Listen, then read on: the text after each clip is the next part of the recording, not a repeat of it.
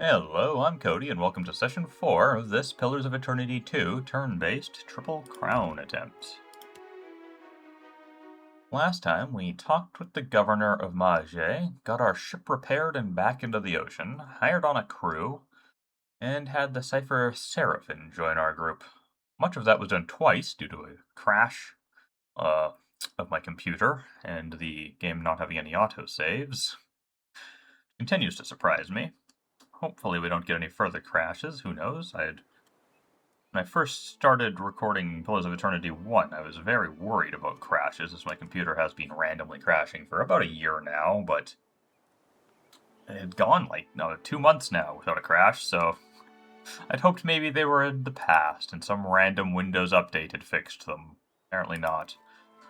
Apparently nothing seemed to be an inciting incident for when they started happening, so I assume they started happening because of a Windows update, or perhaps a graphics card update. They do vaguely feel like a graphics card crash, where the system just seizes up and whatever was on the monitor is just frozen there, and any audio that was playing just kind of does that stuttery replay over and over and over and over again, and then nothing fixes it outside of straight up power cycling. Anyway, as I ramble about my computer problems, I need to decide what I'm going to do now. I could go straight main questy and just go straight to Nekataka, or I could explore a bit. So my inclination is to head in the general direction of Nekataka, but to explore anything I find along the way. Like this. Doesn't look like there's anything on this island other than some fruit, and I'm guessing this is just water? Yes. But hey. Found something. The Hawaro. Don't know what that is.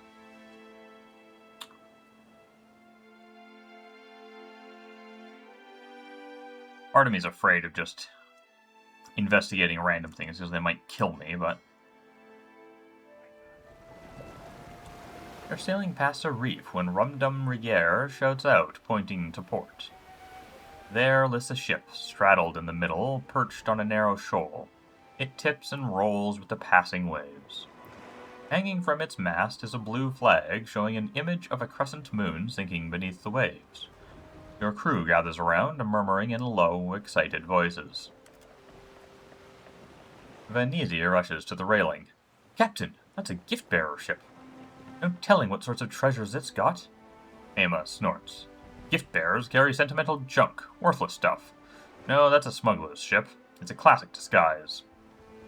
Kitupak spits into the water. And it's a fucking stupid one. Gift-bearers only visit landlocked settlements. That's a trap. Let's ask for them for thoughts. Oh, I get to choose a specific party member. I mean, the one that would be most knowledgeable about this sort of thing is Seraphim, but he's also the one whose opinion I care about the least. Apparently I can ask myself, which is insane. I'll ask Seraphim. Ain't a trap, Captain. Should be too smashed to shit for that. Might be too smashed to shit for salvage, too. Seraphim scratches the back of his head as he peers at the vessel. Alright, let's prepare a skiff and row out. You row the skiff above the reefs, the waves tossing it, the bottom of the small boat occasionally scraping across the jagged structure below. You tie off a snag of coral next to the wreck. The water is rough and the hull slick with brine, but you're able to find perches between the shifting planks. Climb up. You pull yourself up, using bent planks and barnacles for holds. You've almost reached the main deck when a wave slams against the ship. You hear a crash from somewhere below as the vessel rocks. Your legs slip out from under you, and your fingers dig into the wet timber. Your grip holds. Apparently it was an Aloth check for some reason. Once the ship settles, you'll resume your climb and make it to the safety of the deck. He's not got my highest. Is it just the highest? No, he doesn't even have athletics. Athletics should be Shoti. Indeed, she has 4. Yeah, I wonder why it shows Aloth there. Maybe it just picks a random party member, and it picked like the average of everybody. The ship is deserted. You don't even find corpses. If the ship had a skiff, it's missing too. I'll search for salvage. You find several crates of supplies and several more of assorted odds and ends. Handkerchiefs, beads, jewelry, cracked scrimshaw, a child's doll. You think back to Hama's comments and wonder if this might have been a smuggler's vessel after all. Alright, search for evidence, I guess. I guess I'll use Chie for that since she's got the best perception, and I don't know what skill it would be. It could be... I mean, it could be like streetwise or survival, but I don't know. I succeed. It is a perception check, it looks like. But then you notice scuff marks along the deck, as if the box of junk has been moved repeatedly over the same spot. You slide it aside and find a trap door underneath. Within rests a small chest brimming with gold skellings. Maybe that's shelling? I don't know. You have gained 23 times 12 copper. Among the coins rests a small figurine of an imp, of all things. And a laughing imp cameo. Oh, is that a summon item? Yes, once per rest summons 2 brine imps. You load your find onto the skiff and row back to your ship. The crew gain 99 experience. Neat. Alright, who to toss that on? Who's most likely to have nothing to do in a turn? I think it's Shoti. She'll get a couple of casts in the early fight and then kind of stand around just linking away with her sickle.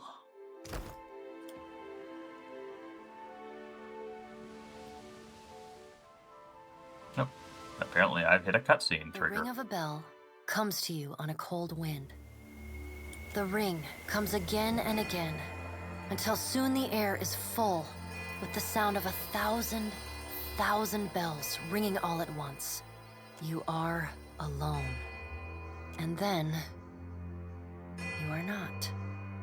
An indistinct figure stands before you, flickering between forms like a fire-cast shadow. A fixed, taunting grin. Bottomless black eyes. A yawning chasm in the earth. The aspects of Berith, the Usher and the Pallid Knight, shift in and out of focus. And at their back, 4 indistinct shades hover. You feel an eternity stretch out behind each of them, reaching back to places so distant and yet so near you cannot comprehend their size. The shifting image of Berith settles on the aspect of the Pallid Knight. Watcher. Her voice is the discordant clangor of gongs struck out of time. I tasked you to discover Aethys's intentions. Tell me what you have learned.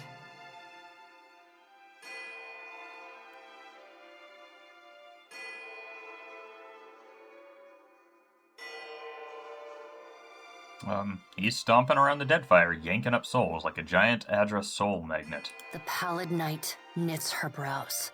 He does not seek to return to the beyond? Intriguing. Her sickly pale skin pulls tight across the bones of her face, as if the shell of this aspect does not quite fit the impossible creature it contains.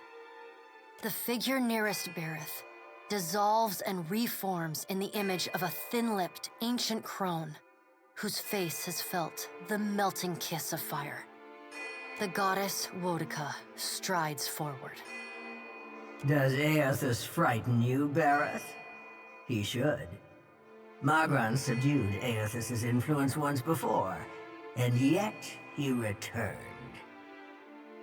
From out of Wodica's shadow shuffles a hunched, bald man you recognize as the god Scan. His skin is mapped with swollen lash scars, and breath whistles through the ragged hole in his face where his nose once was. He does not speak, but stares up at Wodica with naked loathing plain on his ruined face. Wodica steeples her long, knob-jointed fingers. We must annihilate Aethys now, before he makes a rash decision we cannot easily annul. She casts a sly look at the Pallid Knight from the corners of her eyes. A moon would do the job nicely.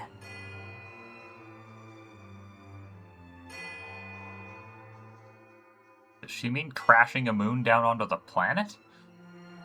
Because I think that would kill everybody.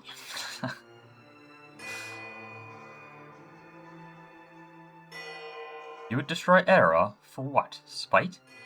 Woedica stares at you down her long nose. I would destroy it all in the blink of your wide eye if I believed it would benefit me. Empires can be rebuilt. Souls can be reforged. Do not forget it. The figure beside the aspect of Bareth flows forward in a swirling cloud of ash. The ash falls to the tiles and reveals a molten-skinned woman, leaning on a monstrous, wicked-edged broadsword. Mogren's glowing lips curl in disdain. We must find a solution to the problem of Aethys that is neither do nothing, nor destroy the world. That seems more sensible. I acted in haste during the Saints' War. You will not goad me into doing the same now. To move against him while his plans are unknown would be the height of foolishness. We must find wisdom in precaution.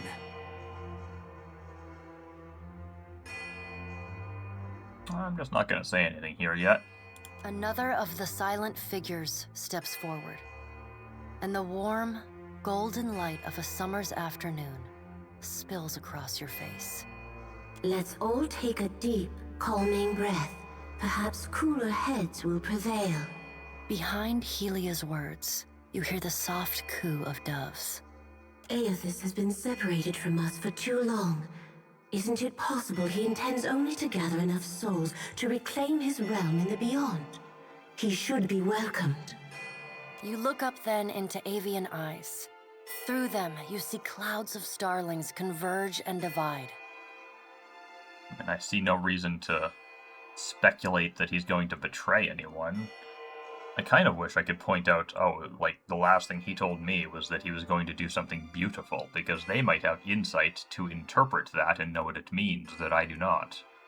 Though whether they'd share it with me is another question entirely.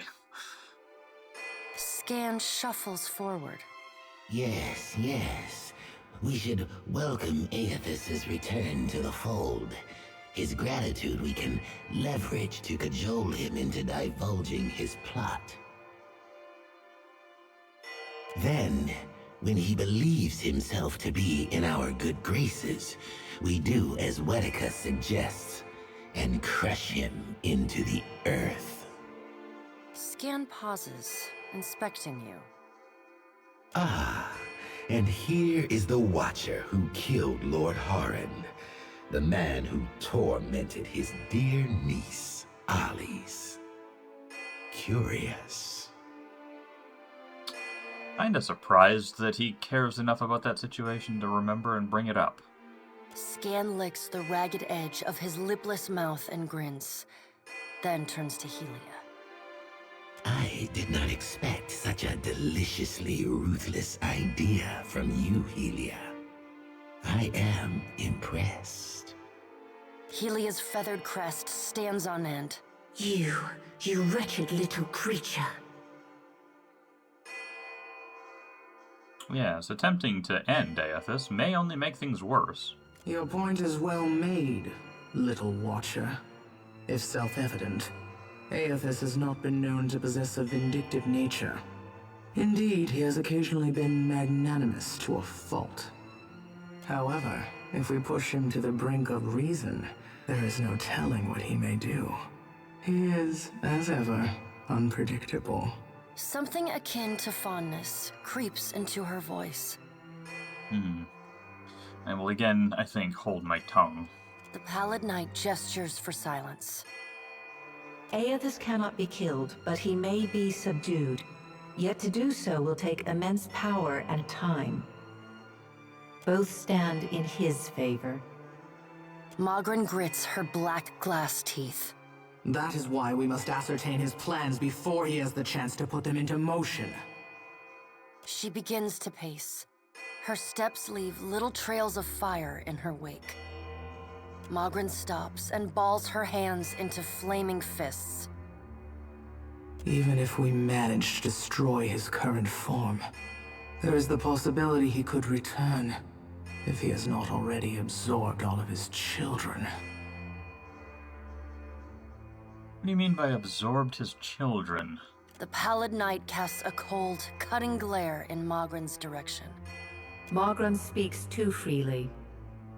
That knowledge is beyond your ken, Watcher. Worika waves the gods to silence. Aethys gathers strength. His strength is a threat to us. Her voice takes on a sharp, almost panicked edge. There is no sensible answer to the question of a resurgent Aethys other than decisive, final action. Again, I'm not sure what to say, so I will go with nothing. We will act when it is appropriate to do so, and not before. The Pallid Knight steps away from the half-circle of assembled gods. She pulls herself up to a great height. The words she speaks next come not from her mouth, but from all around you. Follow him, Watcher. The black of the Pallid Knight's irises expand until her eyes are as dark and cold as the void between stars. She bends down and brings her ghostly face level with your own. Your debt to me remains unpaid. Uh-huh.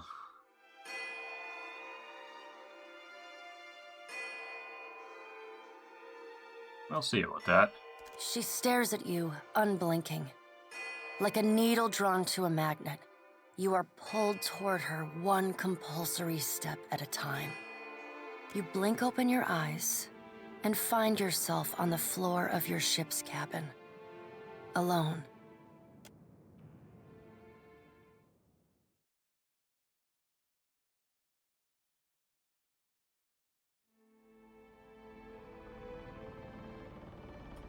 Happily.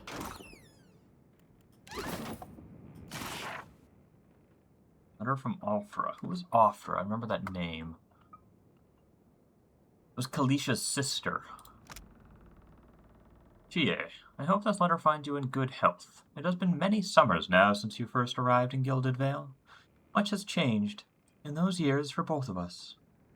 I do not know if you remember me, but the day you came to my door is not one I will forget. For months afterwards I wrestled with my faith and my fear. And still, the gods have blessed me with a son. He is healthy and strong, and already so curious. All of Gilded Vale dotes upon him. I have told him of you. He asks constantly after the Watcher who restored his spirit, in hopes one day to meet you. Until then, know that we keep you in our prayers. Your most grateful servant, Afra. This, keyword highlighting sometimes feels like it's hitting the wrong thing. I'm guessing it just is a text match and not something explicitly put into the text files. Absolutely.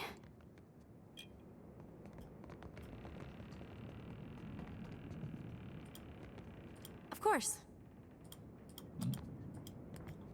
Clicking on this appears to do nothing, though it appears to be clickable. Interesting. The sea is no piece of glass, but I've sailed far worse.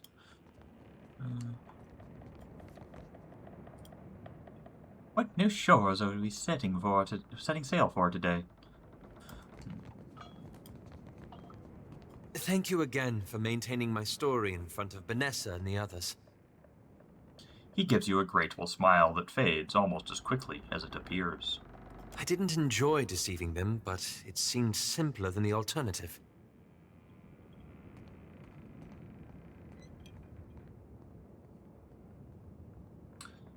You know, I know what this is talking about, but I don't even think in my playthrough, I don't remember if he revealed who Isilmir was in my playthrough. I don't think he did. I don't think I had him in my party long enough for that. That's funny. And it didn't even occur to me that I never progressed that with him. I don't think I got, like, a quest in my log about it. The only one I remember not finishing was Durance's. Maybe I'm wrong. Maybe I did do that. I mean, it was, what, 49 episodes and something like 80 hours. I could easily have just been lost to memory.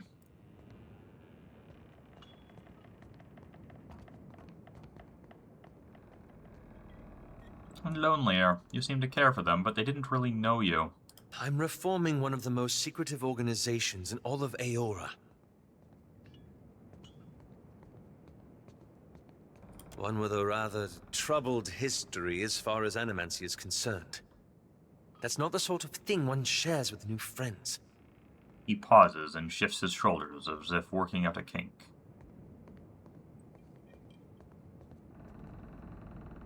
Shoti does not like skullduggery. Believe me, I take no pleasure in duplicity.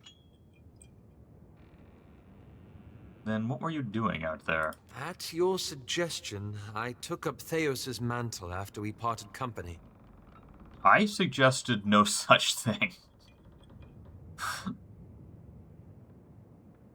I wanted to use the leaden key to improve the lives of Kith. So for 5 years, I've been tracking down leaden key circles, searching for the places where they operate in secret. He knits his brows. Hoping they can be reformed.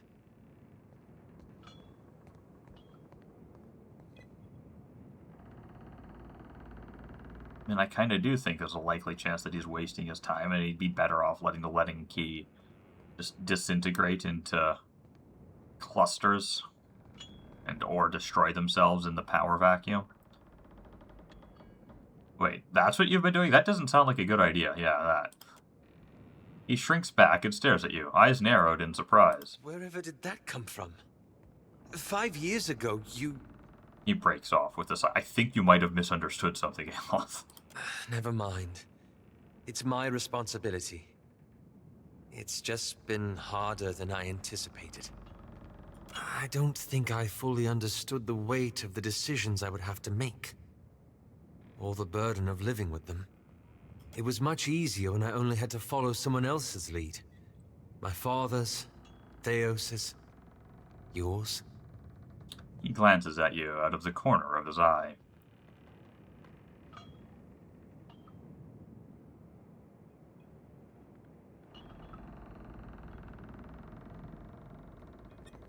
We all had to stand on our own eventually. I know. And I have. He laces his fingers together, a familiar look of anxiety working its way over his face. After we defeated Theos, I thought the hard part of changing the leaden key would be tracking down its members and operations. And? Perhaps this would be easier with an example. I went to a village in Old Valia. A run-down backwater of a place. Aye, right home like it was. Aloth's expression shifts as Isilmir briefly emerges. Centuries ago, the leaden key had intervened to end some heretical cult. The details were lost, but what had endured was a practice of ritual bloodletting. A gruesome, pointless tradition. He grimaces. At every full moon, the villagers would feed the soil with their blood. No one, young or old, sick or hale, was exempt.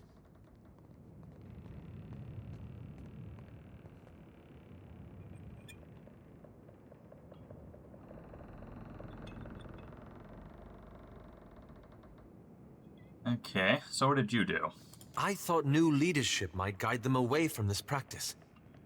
So I adjusted some of the deeds pertaining to the ownership of their land. He gives you a sly look. And Shoti continues to dislike him.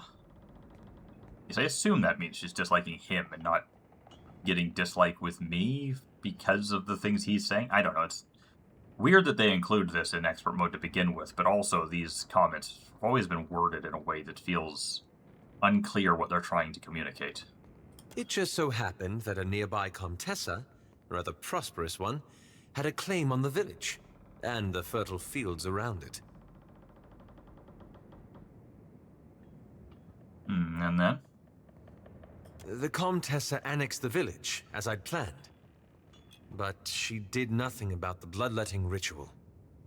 And while it continued, she taxed the villagers to pay for the plantation she was building, and conscripted half of them to defend it. He's worked the edge of his sash into a tight knot. He clenches it between pale, rigid fingers. Yeah, I mean, wouldn't you know it? A noble? Just trying to exploit people? What a shocker.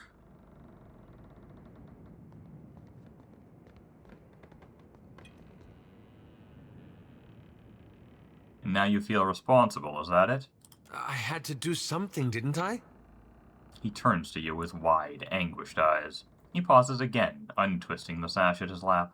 I keep wondering what I might have done differently, or how I could have known better.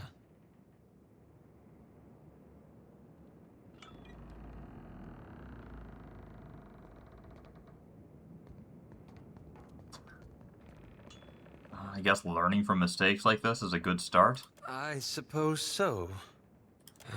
I should get some rest. It's been a long day, and you've given me a lot to think about. Alright, we'll talk more later then, maybe. Or I'll end up removing you from my group when more appealing members join and never get to the end of your storyline again. I think that's more likely.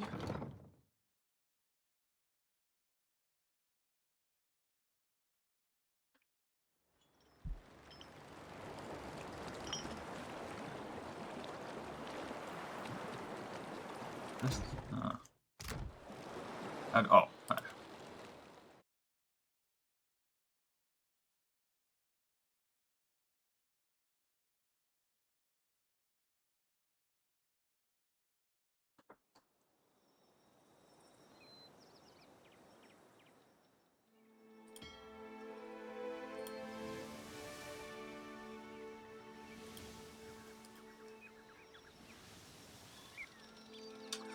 I had any idea how strong this area would be, because I could walk into this Purakao and be instantly destroyed, or it could be perfectly within my capabilities. I have no idea.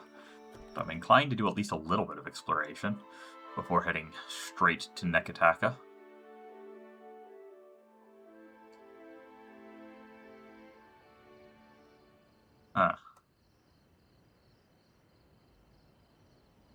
Okay, my vague recollection is these sigils like curse you if you get near them, so you have to destroy them from afar, or you can use an item to become immune to them for a few turns or something. This certainly looks in or close to in my capabilities, if there's not more here, but it's just on the edge of what I want to deal with, enough that I'll back out for now. Hopefully I'm not just being too cautious.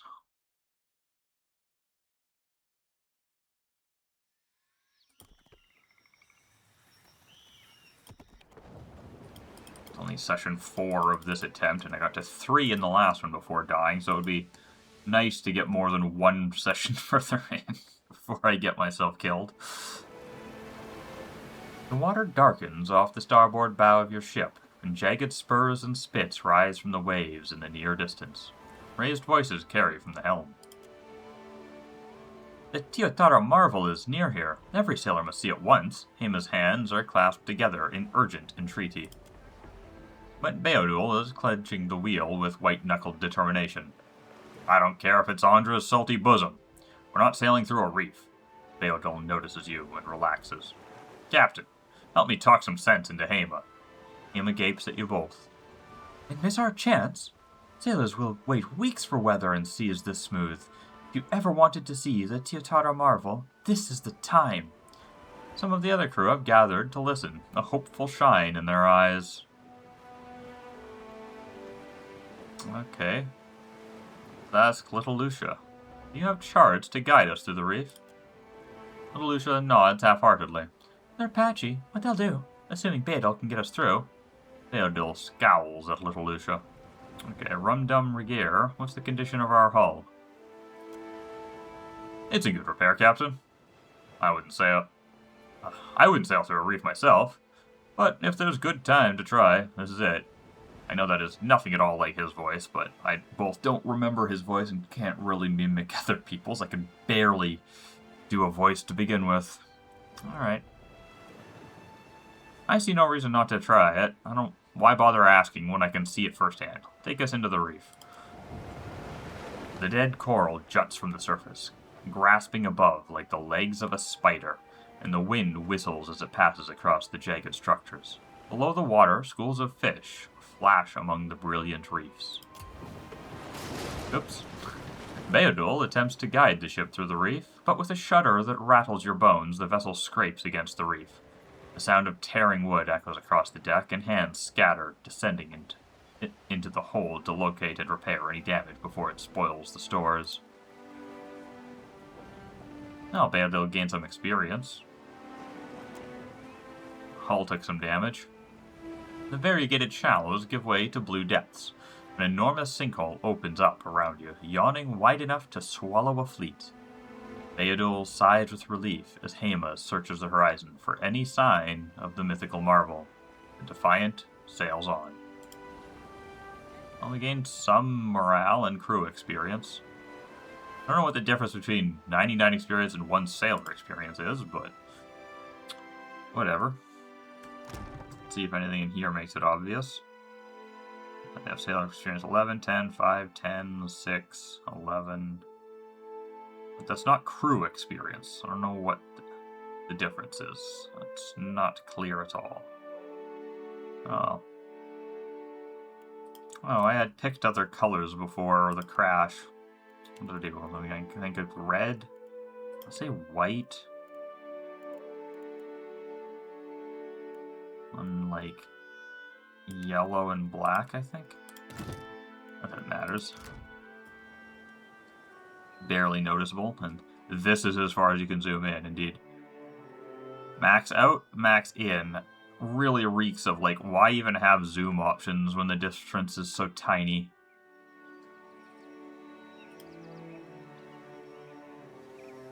Oh, I gained experience for finding the Wakara Reef. I'm near a level, so I could gain a level just by wandering around, it looks like. This is a little glowy here, like an interactable, but it's not quite.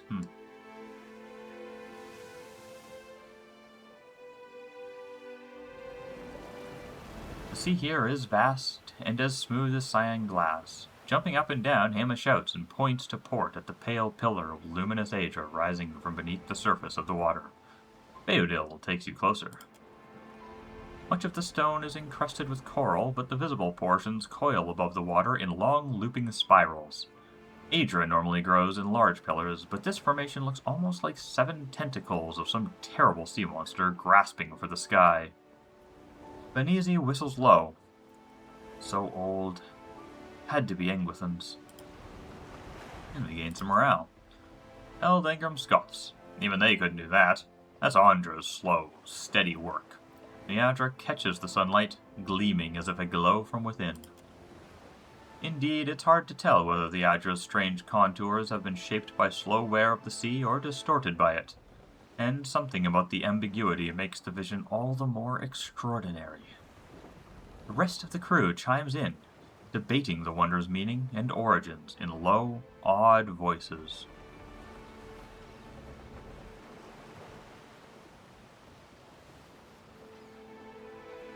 Yeah, there's no way to know where it came from. Enjoy it for whatever it is. Benizi nods while old Engram murmurs a quiet prayer.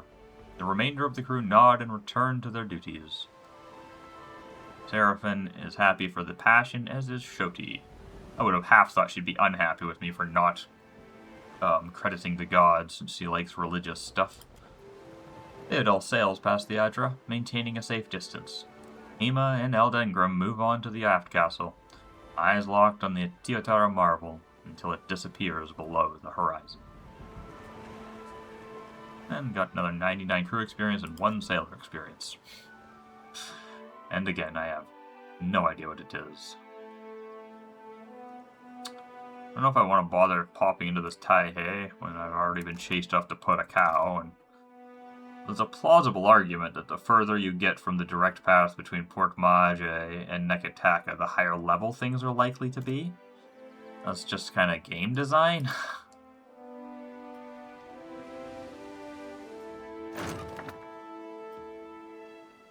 But who knows for sure?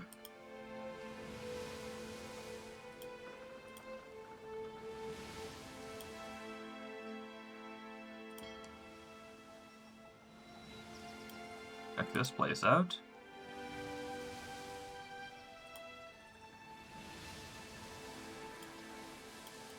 Got the Paratapu Channel, I think that is. I hate this font. It is unreadable. Well, the capitals in it are. The lower cases are readable, but still ugly. Vastly prefer a simpler font.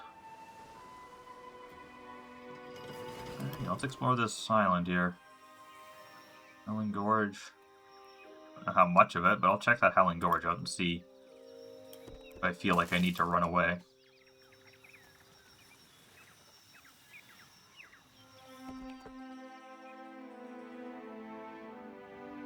Oh, I thought I was going to enter something. That's frightening. The desert wind carries a sibilant susurrus? I don't know what susurrus means. To your ears from the canyon. I mean, I can infer from this context that it probably means a whistling of some sort.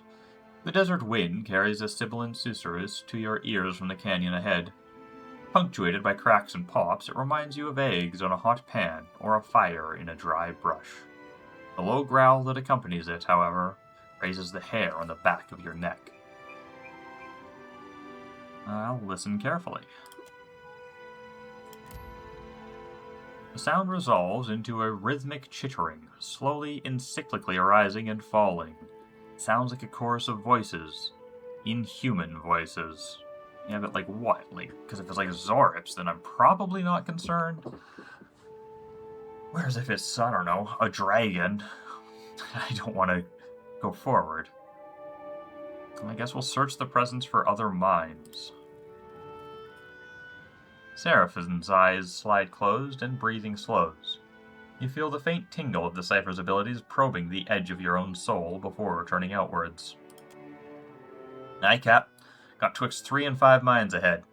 One of them be right goddamn big and twice as hungry. Seraphine scowls. That doesn't help me at all.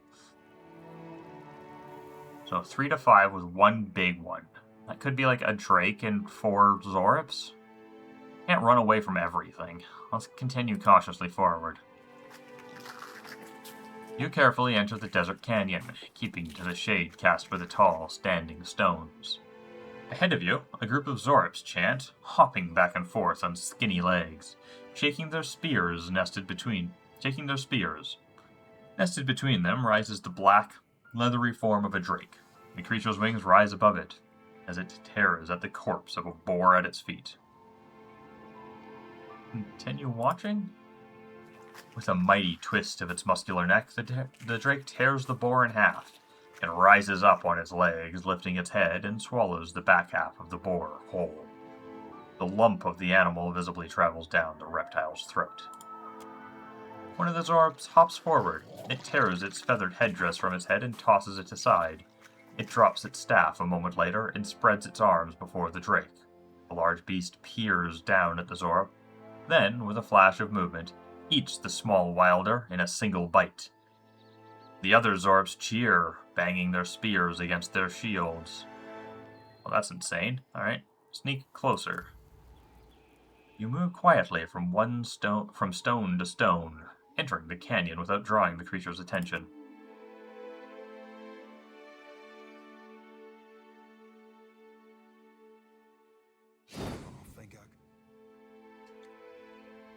Okie dokie. I think you just want to charge forward and knock it down with Edar. Can't see you, you sneaky bastard.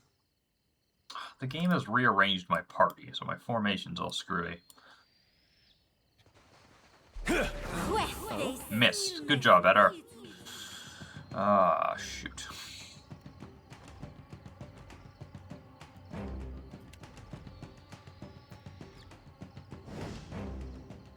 Indeed. Right. Okay, Seraphine, you're fired. You said there was twixt 3 and 5. And there's at least 5 here, plus the one that at 8, making 6, which means you're wrong. I should do this first. Happy to oblige.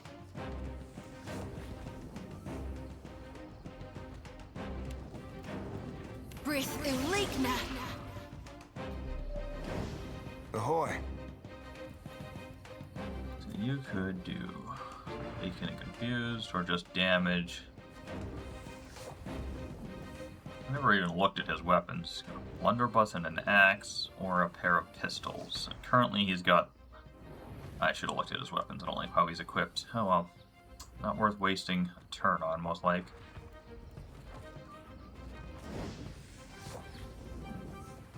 Only takes a finger to blow her away. Yes?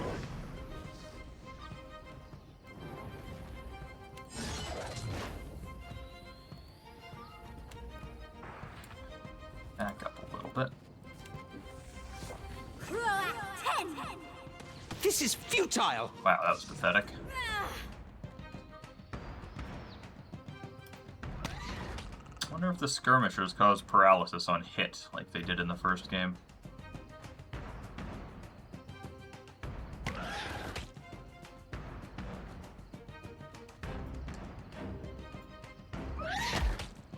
That's a decent hit. Ouch. Can't move. They do. That's not good.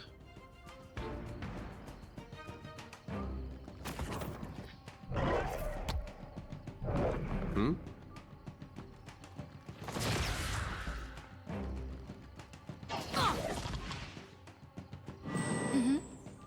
How may I help?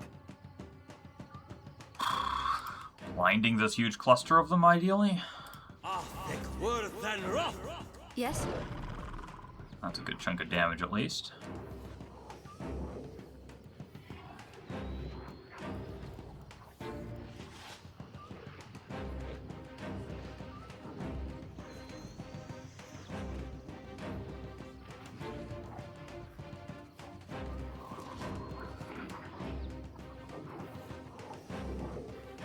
Oh, nice. Also weird that casting that from a scroll apparently just doesn't have sound effects. Unless that was a glitch. Captain. Well, that was fortuitous.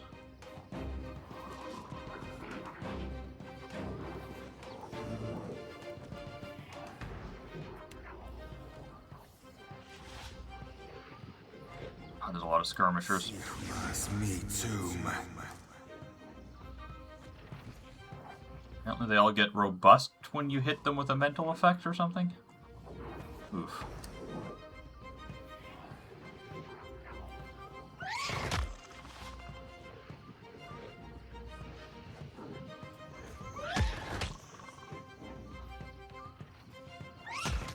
I thought that might kill it.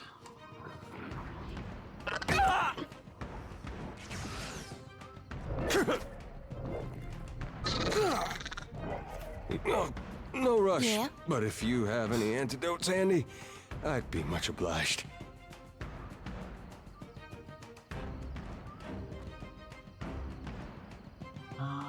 She could finish it off. It's probably better to have the worms do so. They're not going to be doing anything else. And she could hit us all with a heal. Yeah. Aye? We gotta start weakening down the skirmishers.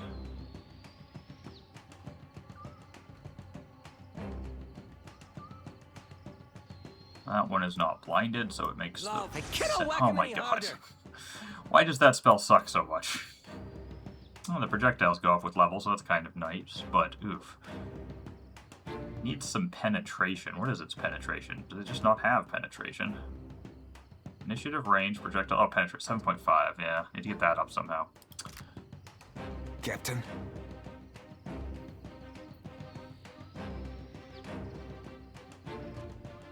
Consider it right fucked.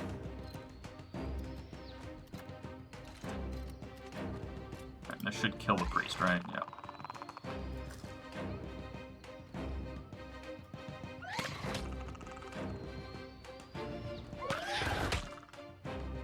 What can I do?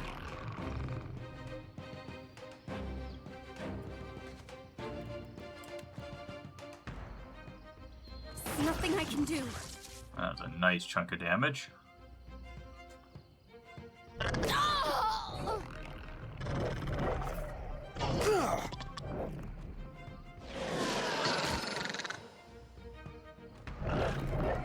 Something I can do? Hey, Yadar's getting a turn for a change. Nice. Although, not nice enough to even push its turn back. I'd hoped it would let some other people go before it. Oh, good, yeah. Waste your turn attacking my little drakes. Worms, I guess. That's fantastic. Love, that's not very helpful. I know, it's just because you're useless, though, Aloth.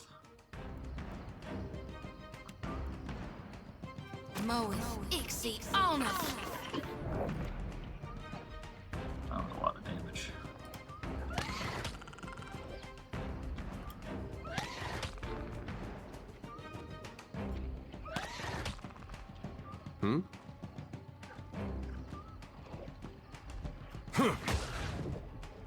I know it's strategically stupid, but half the reason I like knocking the drakes down so much is I just find them super distracting to look at when they're flapping their wings. Actively hard on the eyes.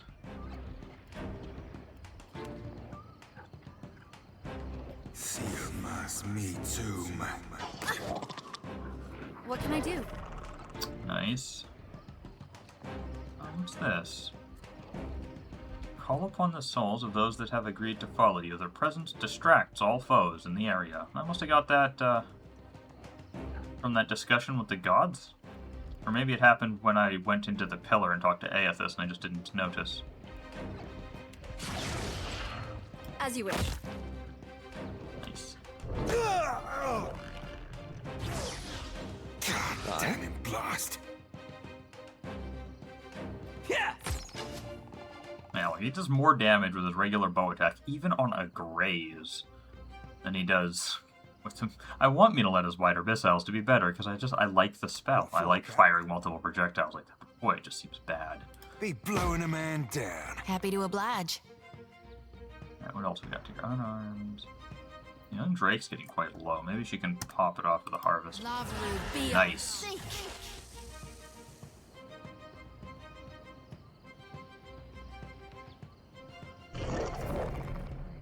Killing the Drake that they worship should cause them to, like, be feared.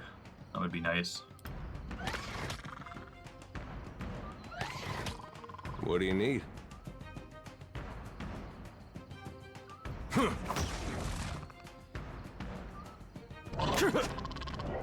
I'm here.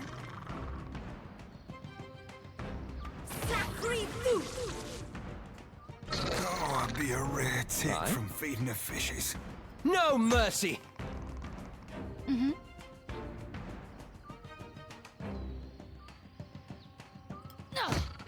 Bye.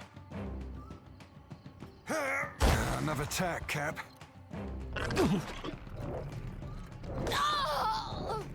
Oh, should have used her athleticism on her turn. Second win, that's what it's called.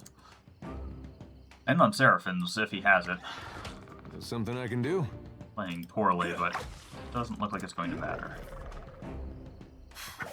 I'm no help here. That is not... I did not want you to push at her around in a big circle. God, that's annoying. Doesn't matter, but... Wow, I really thought that would level me. Indeed.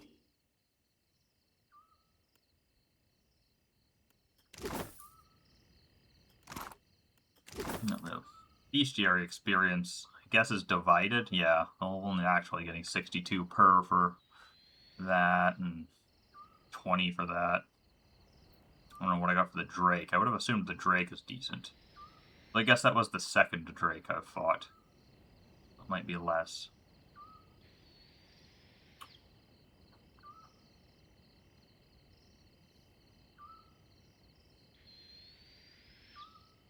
Yeah. Not worth searching that thoroughly for. Not finding it quickly. Dim in the lantern.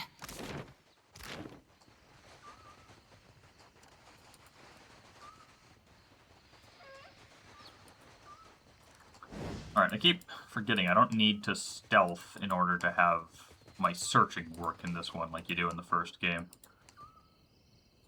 So if I don't anticipate enemies, I don't need to be sneaking to find hidden items.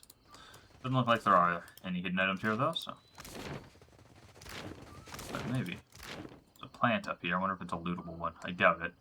Probably just wasting time, but... Yeah, no, it's not. Right.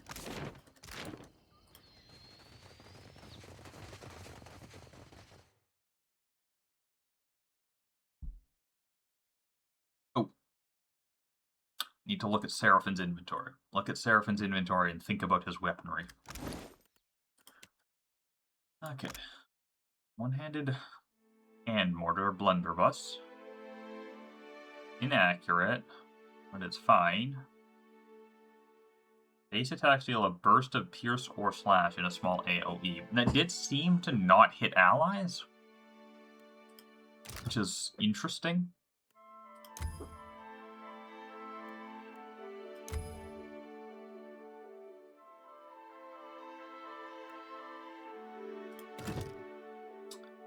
So I don't hate it. Oh, I found the fragments of the blade. Oh, that must have been in my ship. That's a shame.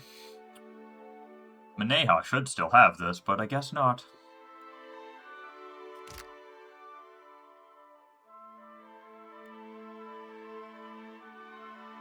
I don't entirely know how it works when you've got a ranged and a melee weapon. I assume it's just if you're in ranged, it uses the melee. Elsewise, it uses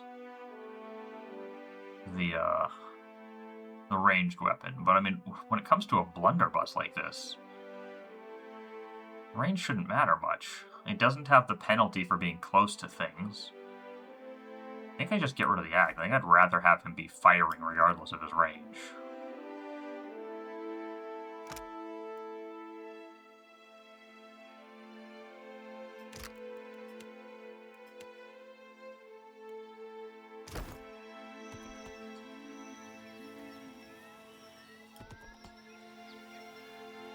That one went reasonably well. So I guess we'll check out the Cavern of Zar Tuk Tuk. Because I'm so close to a level up, it just makes me want to encounter anything to do. I mean, the smart thing to do, I suspect, would be to leave, get on the boat, and just sail around until I hit something that counts as a discovery to level up, and then come back. But I'm going to go with the less smart thing to do. You come upon the opening to a small cave. Putrid gusts of hot air burp from deep within, and you hear the faint chitter and hiss of Zorops in earnest conversation. Zorops aren't too dangerous, usually. Your boots crunch through a drift of brittle bones as you creep into the Zorop lair. Famous last words.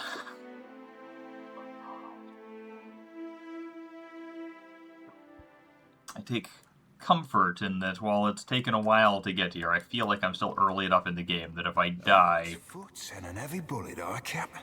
And I'm skimming things quickly on my next playthrough, I should be able to get back here in a single session. Not that I want to, but like, I feel like so long as I'm close enough in the beginning of the game that I feel that's the case, alright. Then sure? I feel less like I need to be too cautious.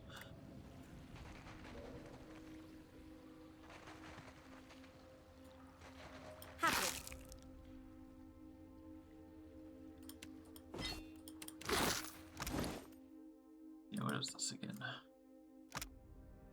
Immune to sigil of atrophy attacks. Right. I have a vague memory of how that stuff works, but not thorough. It feels bad. I remember thinking this mechanic of these sigils felt unnecessary and annoying. Trouble up ahead. No, it's just a barrel. I was hoping it was an explosive barrel, but apparently not. I think this one guy heads all the way down here, right? I'll ambush him, see if I can hopefully get the combat to start just him. Uh-huh.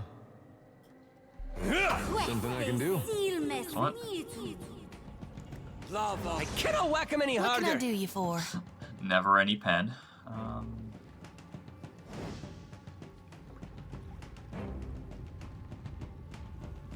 Lavaru, be on. That would be a no. What can I do? I don't know if this is going to be like a, if I let him get up, he'll run away and call the alarm sort of situation. So I really want him not to get a turn if I can manage it.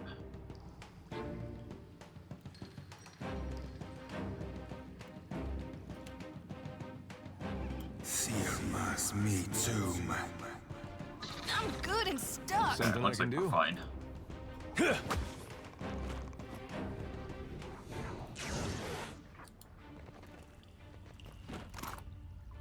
A light's foot and an heavy bullet, Cap. Not too afraid of Zorops, but the paralysis on hit is quite brutal. I need to be a bit cognizant of that being quite dangerous. One ready for reaping. I see a soul in the darkness. One War ready Chief. for reaping. Rauki. I don't know how... So far they've all been melee, and they've been pretty aggressive about coming towards me, so I do think there's an argument I backtrack and lure them to me. And if I'm luring them to me, Let's see if we can make a trap finally do something useful. Oh, I did not think that would alert them. But sure. Come a bit closer, I guess? Hey. Alright, don't know why they came up and then turned around. That was very confusing. I want Fireball to be hotkeyed. But and what? In. That's a free action. We'll just wait. Happy to oblige. So it's a blessing. Unstealth. So that people are more likely to attack you, but elsewise don't do anything. Start getting your Dance of Death, as I was calling it. Dance of Death going, and summon some drakes. Nice. What's the range on this? 5 versus 8. I don't think he's in range for them. I'm just gonna back up. Back up. And your turn. Let them come to me and see if that trap does anything. When all 3 of them walked right up to it, I got really hopeful for a second that they might just take one further step forward, but no luck. There we go. Damage somebody with a trap and sickened them. Oh, I'd be a rare tick from feeding the fishes. It's not doing me much good, and Seraphin's already basically dead. That's brutal. Okay,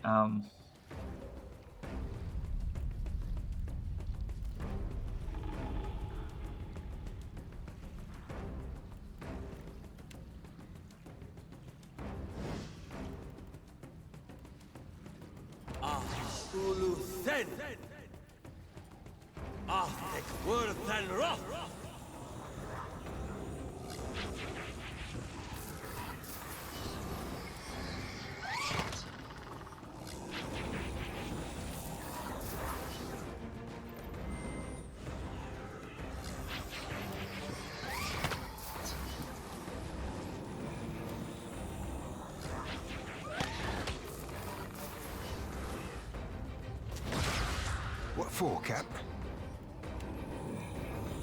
I got a little bit of healing. I guess he just quaffs a potion as well. No, they didn't need to do both. The potion was enough.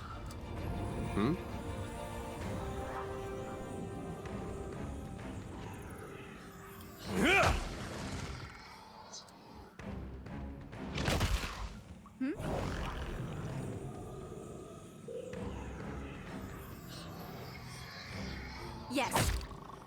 What can I do you for?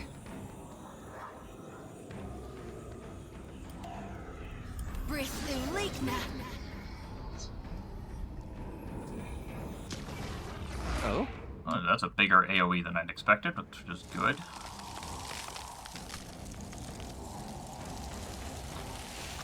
Last 4 rounds. I don't know if I'm allowed to summon more than one. I guess it's a good time to find out. That's another one on this archer. The archers just decide to stand there in the chill fog. It seems good for me, more or less.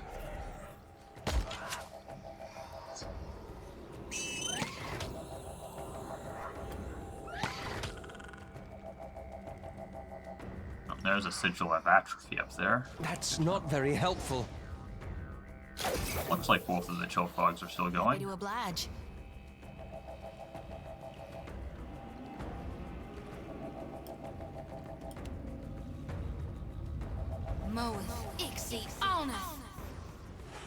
Aye. And the summons are certainly doing a lot of good work here, just soaking up hits. They'll fall by my hand. That dog won't hunt. Nice.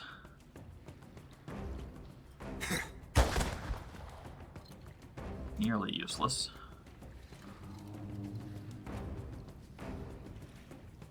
I don't think my worms are going to be very useful against the flame light, but hopefully the chill fog will do the trick eventually. There we go. Yes? Nice, and her aura is enough to get in there a little bit. Not quite well enough for the blight. That's a shame.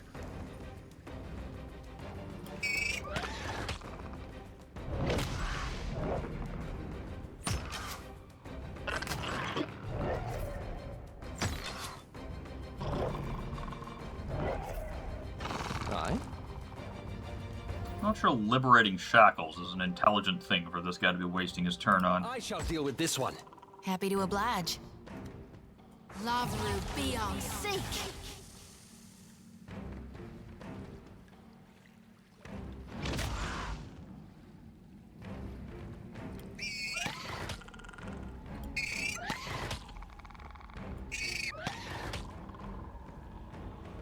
What do you need? Yeah, I see the Sigil of Atrophy, and I really don't want to approach it, because while I don't 100% remember what it does, I remember it was really bad if you got near it. Just kind of trying to keep people back for now. Just arranged even. What for, Cap?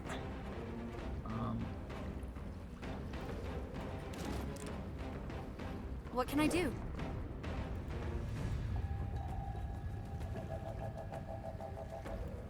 Scepter, didn't I put a... I could have sworn I put an Arquebus on her. It must have been in the run where I crashed. Ugh. Annoying. It's fine, whatever. She just needs to wait around and get another set of worms going further forward. Yeah, they're going to start dropping soon. Hmm?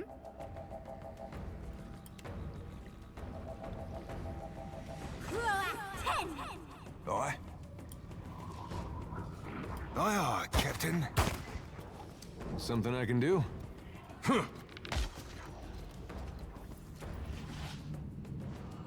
This is futile!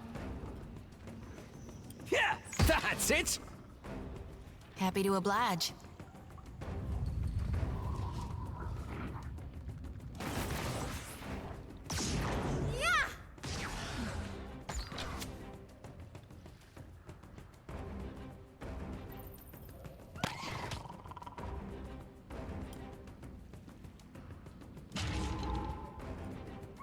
There we go. Maybe that'll order that sigil for me.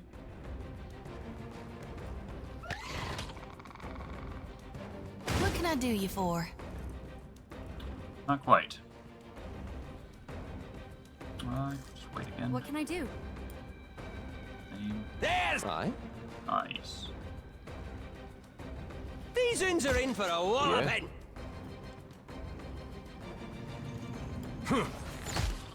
Captain.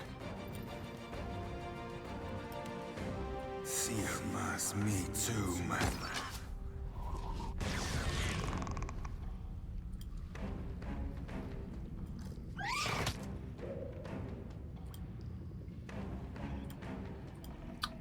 Not letting me attack it. Going. Is that one? Oh, none of them can attack it apparently. Yeah? It's leaving out a pulse that does something unpleasant, I'm sure.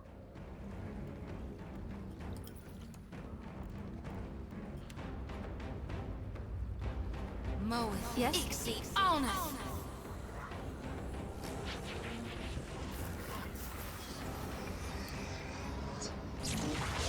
How may There I we go. help?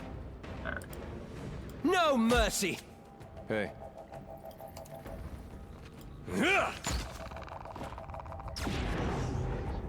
Hmm? Aye. How may I help? Happy to oblige. I'm here. Oh, still didn't level up off that. Gotta be, yeah, agonizingly close. Anything neat on the War Chief? Oh, unique shield. Closer look at that in a second.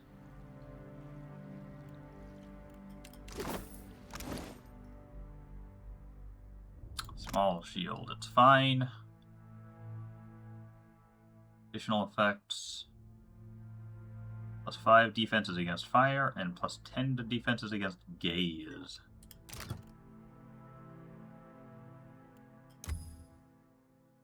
Well, I could give it a chance to reflect gaze attack. That's amusing. Or just good immunity to gaze attacks. That would be more in line with my preferences. The reflecting is neater, but I love just plate immunities. Oh, you can get more burn armor rating eventually. Or a chance to reflect fire attacks. Well, either way, it's better than what I'm using.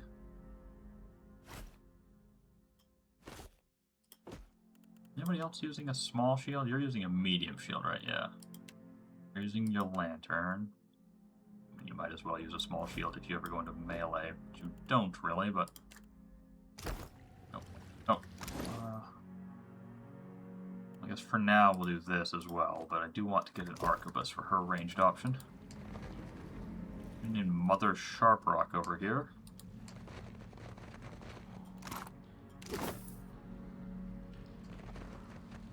Nice and quiet. Indeed. Yeah, don't know why I'm sneaking. Another fine dagger. Don't think we have any use for that.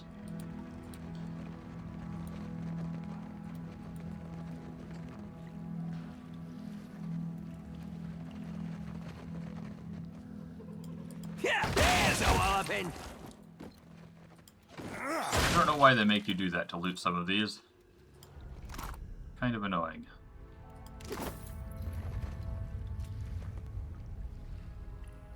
From between the bars stares a frail and sickly Zorup. It shrinks when you near, pressing itself into the furthest corner of its cage, trembling. Around its neck are the remnants of a bedraggled feathered crest. Paint is smeared across its face, but the paint is old, flaking. It hasn't been reapplied in some time. The Zorup's regalia tells you that they must have been an important figure in the tribe, perhaps a high priest or a mother, but its condition makes clear that those days are long past. What happened to you? The Zorup watches you with an unreadable expression on its face and says nothing. Let's open the cage and see what happens. You tear the bars clear out of their frame. The Zorup scrambles to get out of your reach. When you make no move to capture it, it stares between you and the open cage door, blinking rapidly. It tenses, then bursts out the door.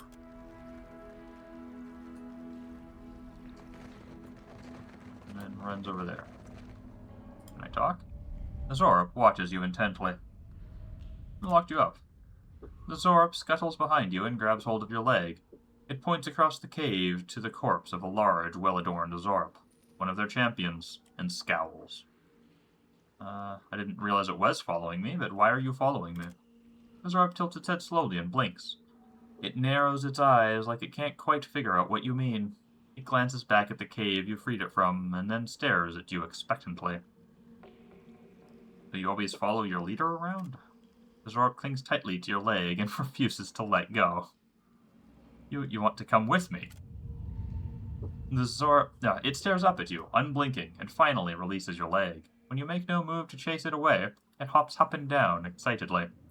Edar points affably in approval because it's kindness to animal. I'm not sure if these should count as animals since they appear to be intelligent, but... Although it can't talk, apparently. I thought Zorups had language, maybe just not a shared one with us, but hard to say. You would think it would attempt to speak its language at us if it had one, even if it knew we couldn't understand.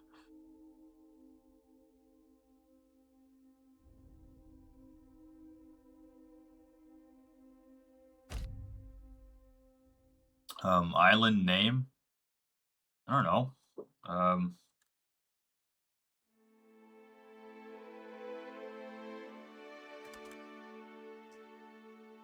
Zorup Desert Island. I'm not going to put island in there just in case the game automatically refers to it as an island at times, so I don't want it to be Zorup's Desert Island Island. Zorup's Desert. Alright.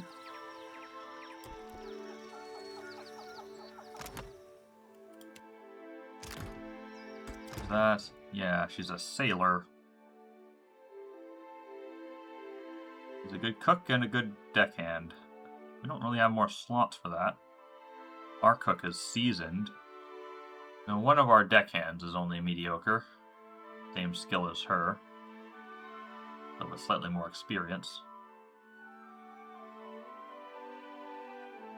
Kind of inclined to give her the job just because she's the more interesting creature. Ah. Can't right now, so it doesn't matter. Bones crunch underfoot. Strewn across the sand are skeletons half buried in wind-blown dunes or lying bleached and baking in the sun. Their corpses still wear the tattered remnants of their clothing, their packs tangled in their limbs. Worms circle like vultures high above you. You feel a tug at your leg. Mother Sharp Rock clings to your boot, staring out at the dunes, and then looks up at you. Her eyes are wide with fright. She fears this place. The sand is strangely lively here. It dances as if caught in a breeze. There's no wind to stir it.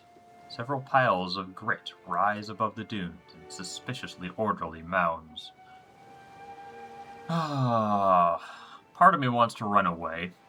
I just finished the cave without problems, but the Mother Sharptooth, or Sharprock rather, is afraid of this place. Implies to me that the game is trying to tell me that this is harder than the cave we rescued her in. On the other hand, that wasn't even close to difficult, so I guess we search the skeletons. You approach the nearest skeleton and untangle the pack from his remains. As you disturb the skeleton, several sand blights rise up from the desert with a great gust of wind and head straight for you.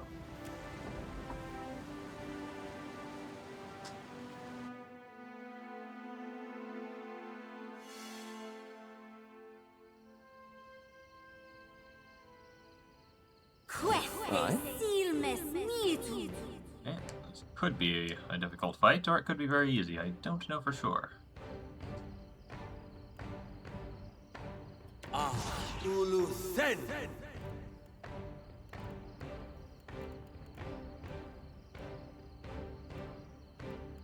Can't cast anything that'll go off before things start moving about.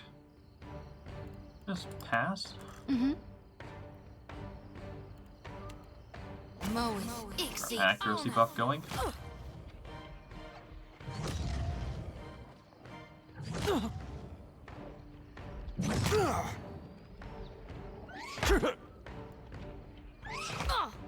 Yeah?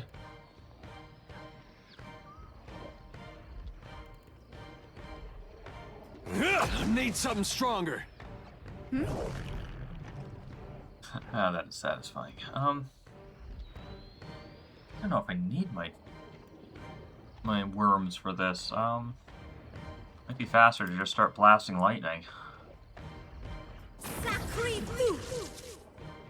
That stunned one of them. That's interesting. I don't know. Oh, weakness to electricity. Stunned. And dazed for the others. That's fantastic. Wasn't expecting that. Right. I'll be chopping like flogging a figurehead. Oh? Futile.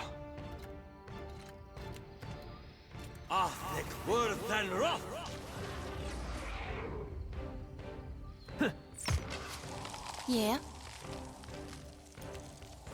Breath leak now.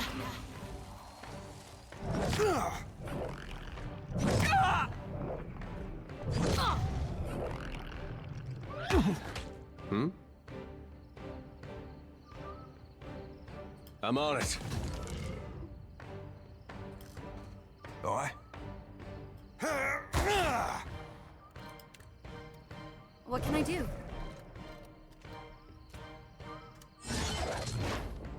What I got here as far as 28 int with that buff, that is really satisfying. Almost up to 100% ability duration and 200% AoE. That would be nice. Very well. Happy to oblige. Lavaru beyond seek. That's not very helpful. There's a walloping!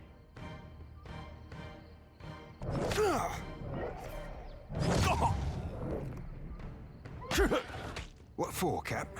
Be blowing a man down.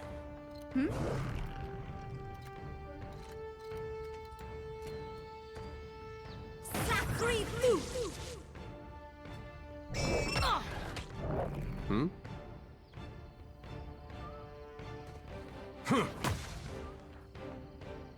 How may I help?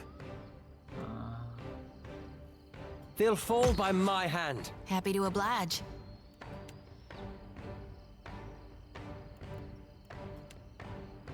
Moeth Ixie honor. Ahoy. I'm here.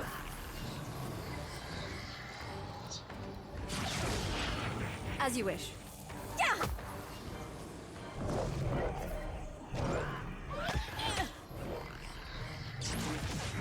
Something I can do?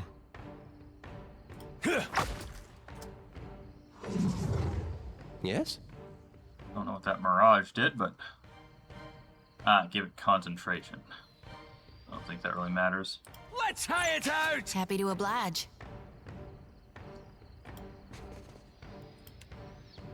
Moeth Ixie honor.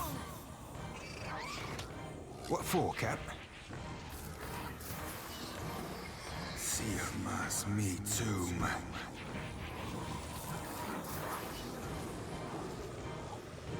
What can I do? Sacri Thu! Hey. Never you mind that, miss. Hey, I'll finally land the got next that one. level up. Like flogging a figurehead. Futile. Yes? Hey, something that doesn't have the no pen problem with that. oblige. That's nice. How? Stand together! What do you need?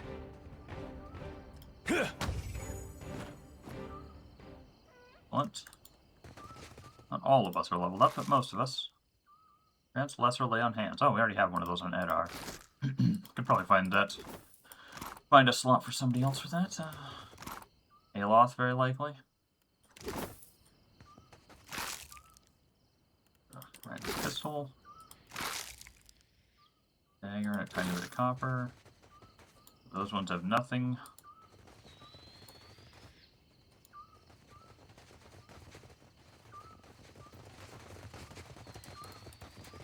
It looks like there's nothing else here. So it looks like this is the same map we were at before. Okay, Shoti, get more athletic. And more historical.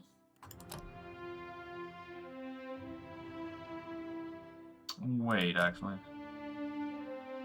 No, I wanted to get more religion on you, because your weapon, like, scales off of it or something.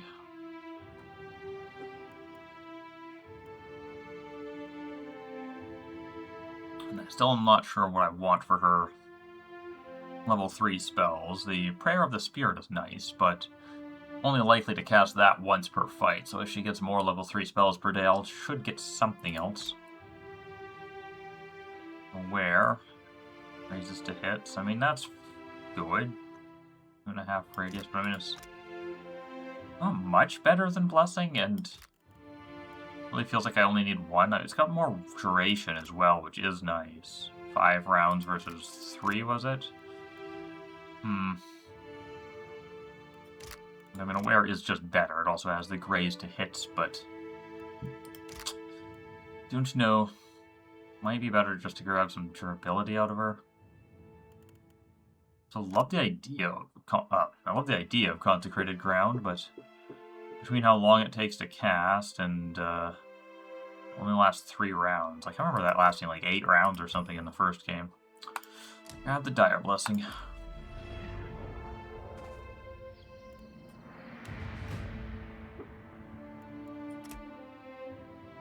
More mechanics. That's all you're gonna do, most likely ever.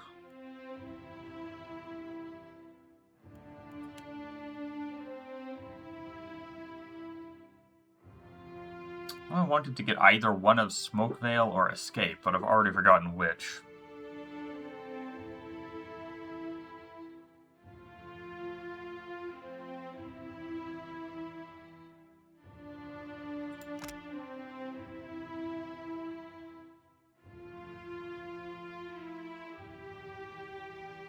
Well, that'd be interesting, except that it doesn't say it's a foe AoE, and I don't want to hit my allies with that. And he's usually in a position where he would be hitting his allies.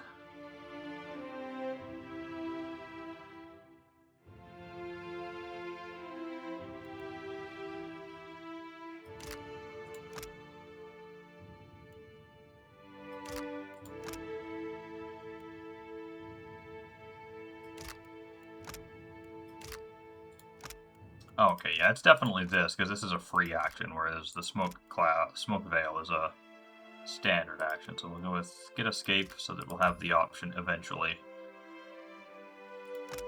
Yeah, because that just is immune, and I think you make... Yeah, that one adds Invisible. So with Escape and that, he'll be able to do great big hits using Backstab eventually.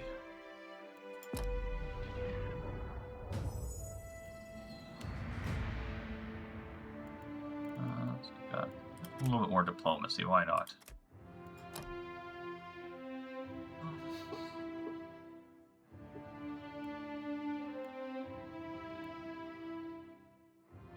Could just grab the one-handed style. I'm going to want that someday.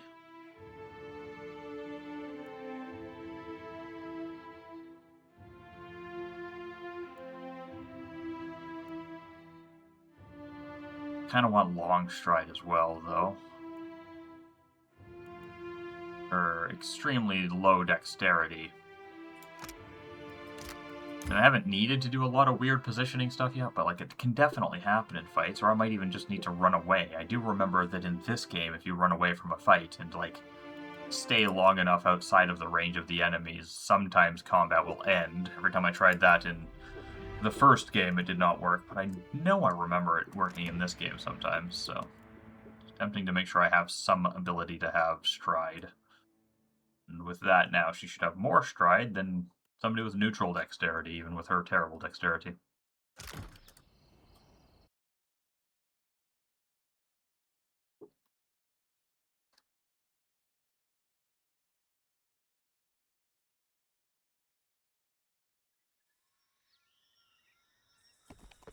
Alright. Ruined Tower. A narrow wooden tower rises high above you. Above the door at its base hangs a carved and painted mural of Amira and Ngati engaged in a fierce battle. One of the most important deities of the traditional Huana pantheon, Amira is a bird goddess who hatched the world from an egg. The Huana often worship her as Ilia, and Ngati is Andra, right. The tower lifts heavily to the side, just a few feet from tumbling over entirely. Search.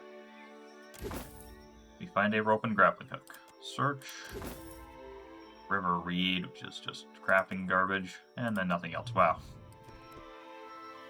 Then they locked that behind a little encounter area. You'd have hoped to find something more interesting.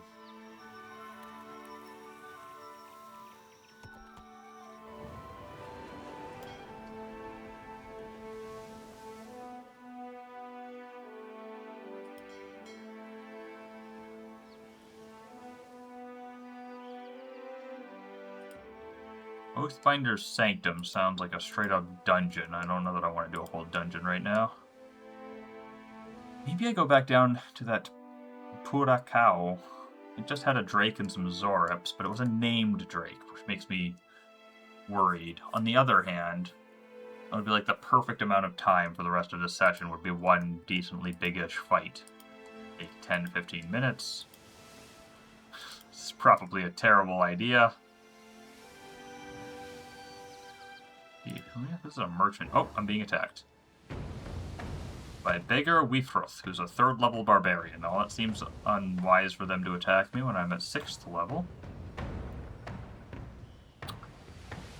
Alright, board the enemy ship. I remember just despising the naval combat thing, so I'm probably never going to do that if the game lets me not.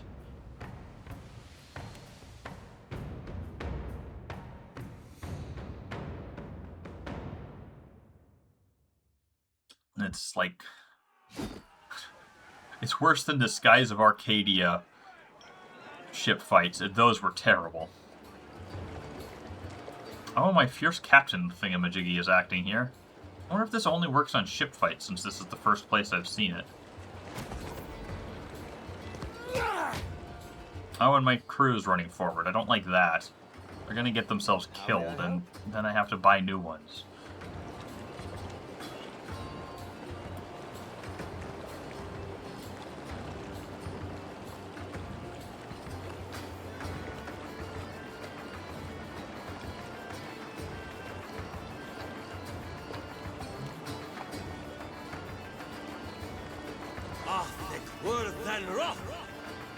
God, I hope neither of these just run forward into that firewall. I can't risk it. I don't trust them not to be that dumb.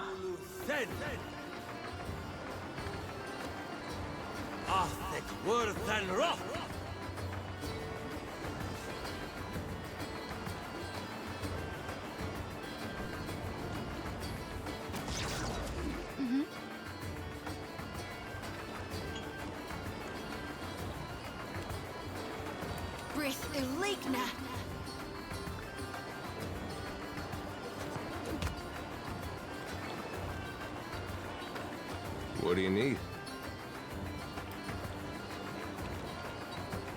I need something stronger. Cassis? Yes?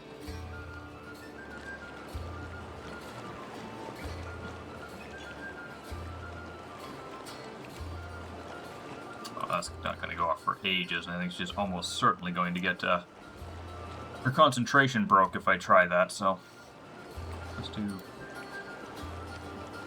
this. I'm no help here. Ahoy.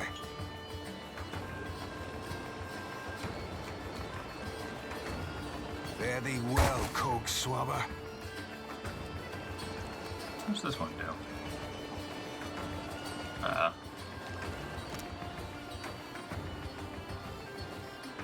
Causes distraction on self. That seems terrible.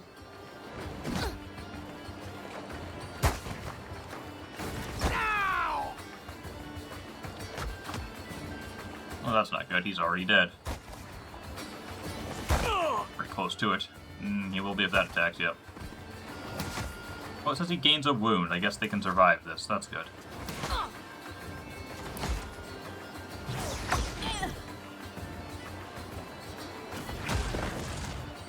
Yeah?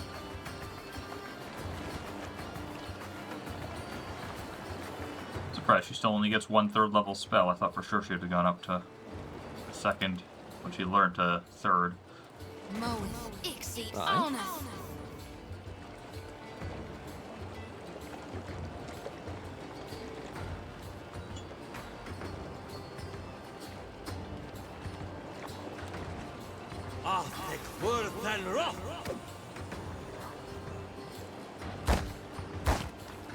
Captain. Sigma's me too, man.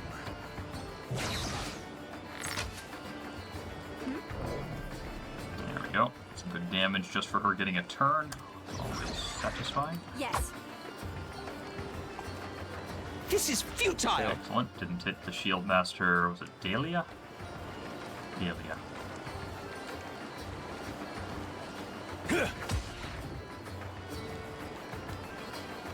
How may I help? I shall deal with this one. 34, that is nice.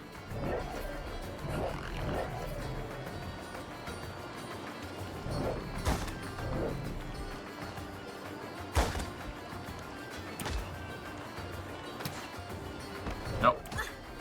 Many as he got knocked down. Yeah? Gonna have a lot of injuries after this, assuming that's how that works.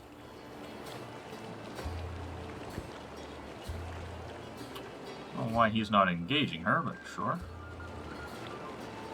Let's move forward a bit.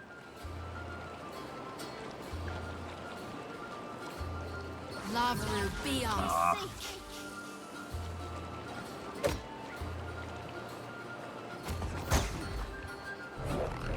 What for, Cap? Consider it right fucked. Oh boy, Seraphim, you need to learn how to hit your target occasionally. That would be really nice. I'm here.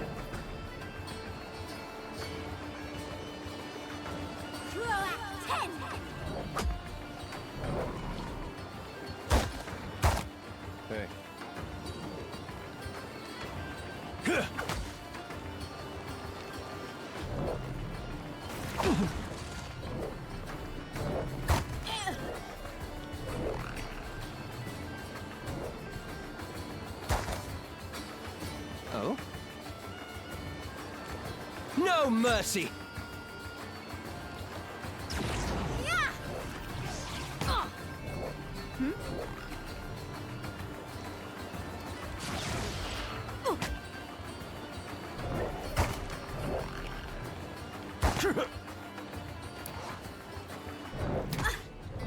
Happy to oblige.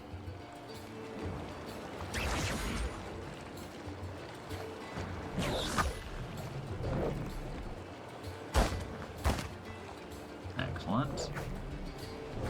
Ahoy. Be blowing them like flogging a figurehead. Futile.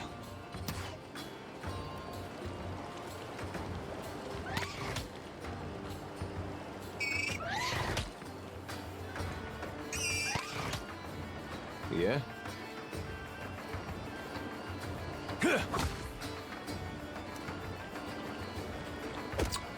She had not run forward, but oh well.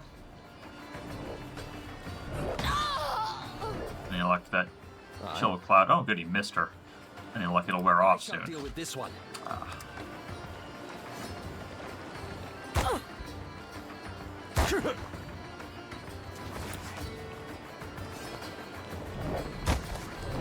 What can I do you for? Mo Ixie honor.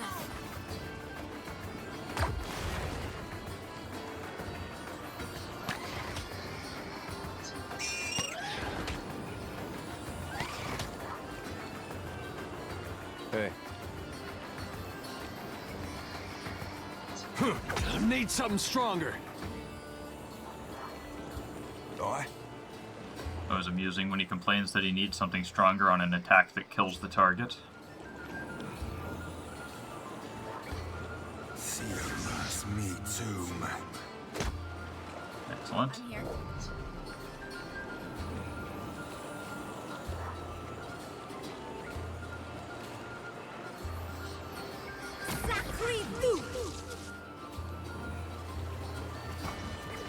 Oh, the jerk.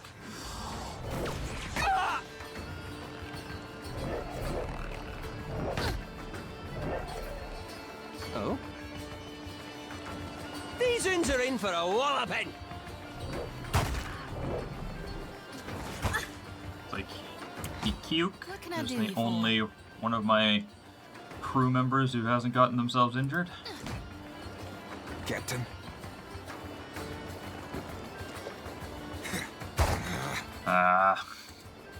I'm here. Probably switch him to the dual pistols. I think it would be more effective. Very well. I do kind of like that weapon. It's fun to have a big, just AoE shoot.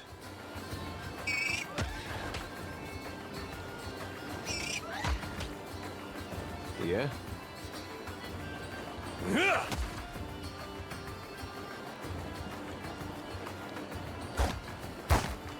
Nice. Yes?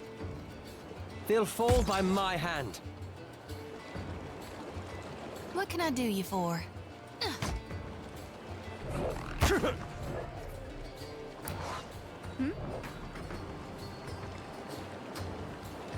Well, considering the level lead I had in this fight, this has not gone as cleanly and quickly and easily as I had hoped. It was literally twice his level, with Chia at least. Aloth and Seraphin are a bit lower. Well, it didn't go terribly. Like, the fact that all of my crew took injuries is not a good sign.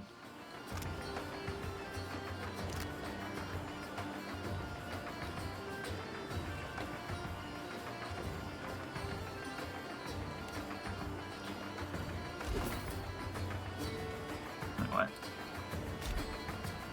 Oh, I'm maxed on cannons. Or cannon shots, so take all is warning me. I got it.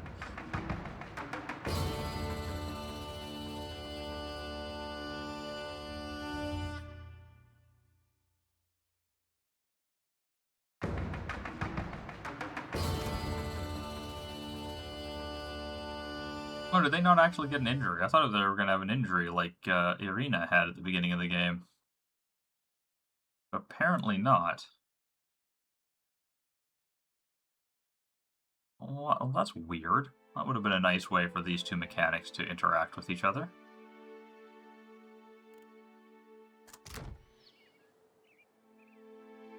And I'm guessing these two leveled? No.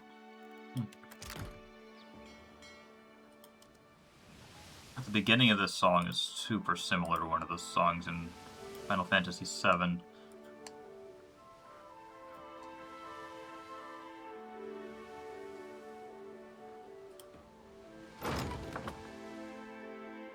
Alright, I was only heading south because I was thinking of doing the...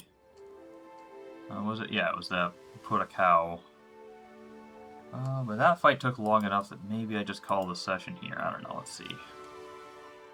Yeah, you know what? Let's try this.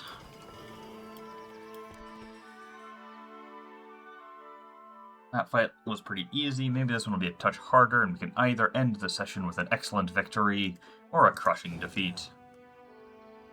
Yeah, gotta stay away from the Sigil of Darkness, I assume, until we can destroy it.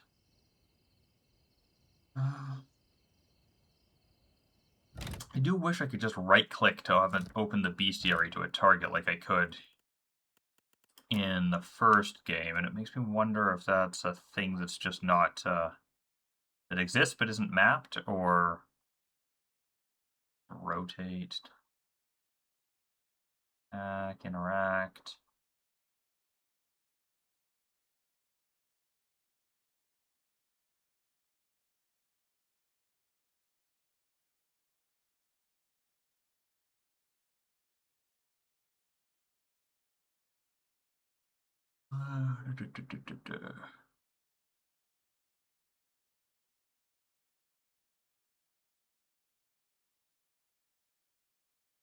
It doesn't look like it's here now. It's a shame. It was a really nice shorthand. I'm going to try to find the creature I want to look at this way to be extremely annoying. So I assume this will be the same thing as the young Drake, essentially. Maybe a little bit higher level of version of it. And then that was what? Zorp's champion, priest, and just regular Zorps especially make this feel like it must be a pretty easy fight. There isn't even any skirmishers. Biggest concern is this Sigil of Darkness, which I continue to not really know how those work. Somebody had a Sigil Wardstone. But it's of atrophy. I assume I need to use the correct Wardstone. Yeah. Immunity to Sigil of Atrophy attack. So yeah, I would want to use that if I was near it. Near an atrophy one, not here. Alright, I got those gloves I didn't put on anybody. Yeah, there we go. There you go, you can have a lay on hands. Whoa, whoa, look. Trouble up ahead. Yeah. Yes? Of course. We're not alone. That's not God, that fireball had tiny radius, or range. I was expecting it to have like twice that range.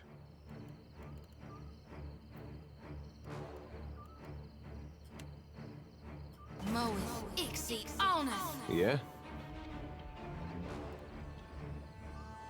Oh, I should have used traps again. That barely did anything, but it was nice to try.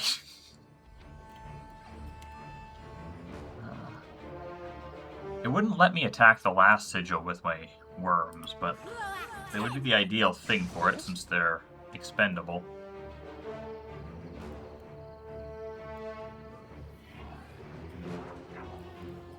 Maybe this would reach it?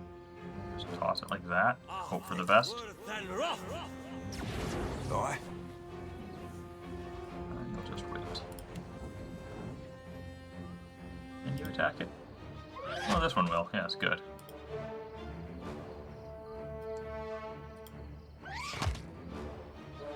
That's concerning. 40 damage and it's still only barely. On the bright side, these things do good damage to it, and they don't do good damage to much. Alright, that's encouraging too. That wasn't very much damage considering. Oh, that's not good. That's really bad. Oh, shoot. Ahoy. I'd be clean like frog in the figurehead. Futile.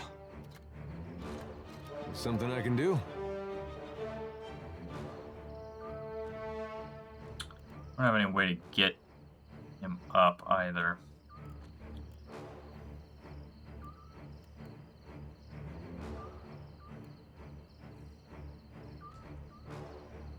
He's just down for the fight. That was really bad to just lose someone that quickly. For effectively no reason or gain. His opening fireball barely even did anything.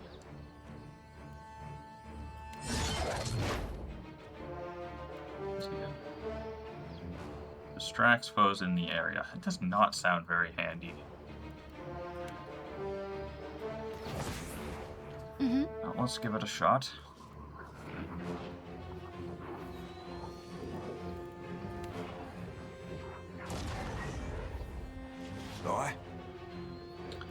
I am going to switch him to his other weapons. I hate losing a turn on it, but it feels wise. Oh, that's really bad.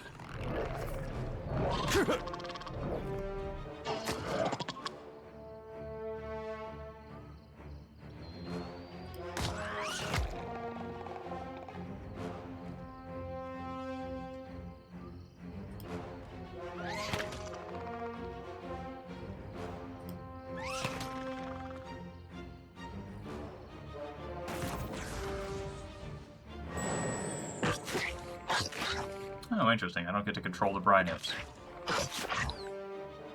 Happy to oblige. In a way, even though it would be worse, I kind of think all summons should be like that. I just think it's more interesting. How much is this again? No. 29. It's not terrible. Could have been better, though. He still needs more.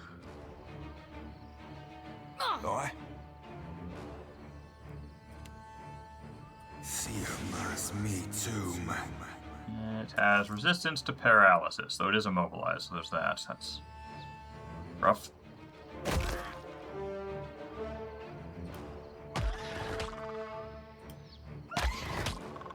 I can stop worrying with the Sigil of Darkness, because I appear to just be far enough away for it to be irrelevant. Hey.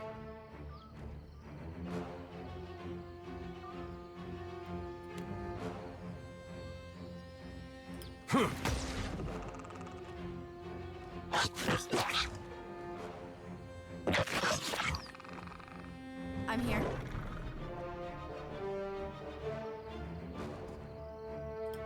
It's no use.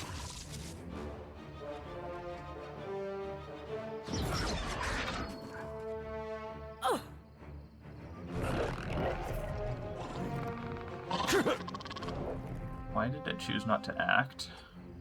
Alright, that's good. Yes. That's not. Ahoy.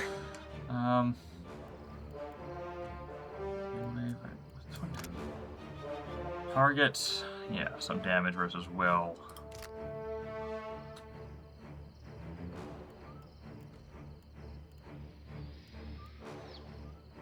Shaken and confused. I'm sure this has got to be immune to that. Well, let's give it a shot, just in case it's not.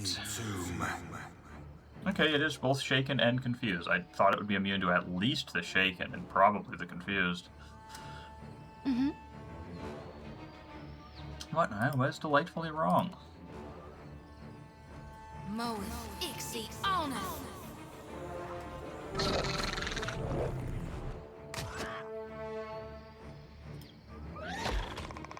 Excellent.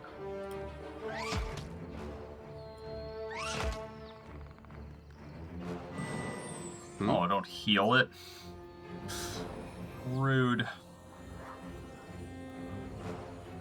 You need to heal yourself, Edar.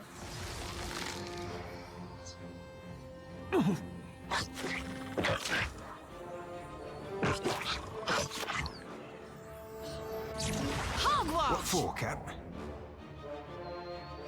I'll be chopping you to chum.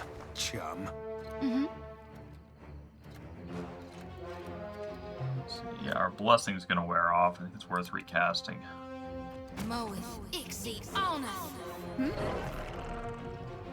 Better if I could get a second round of worms in range of it, but yeah, the blessing goes off first. Unfortunate, but I do want to do a second blast of worms because mine are about to wear off.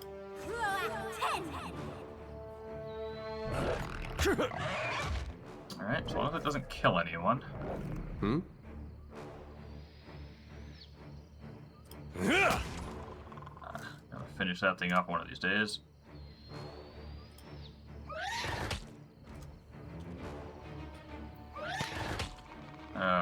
Come on, hit. That's not good.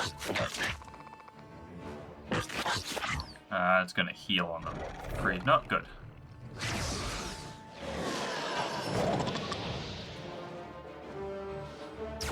Yeah! I'm here. Well, I did worse than heal. We're in a sanctuary. As you wish. No more of that. Hopefully that's not in range of the Sigil of Darkness. Mm-hmm.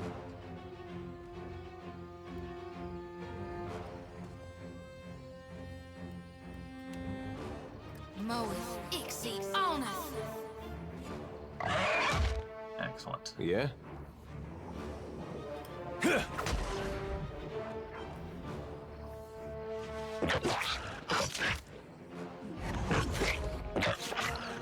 Captain.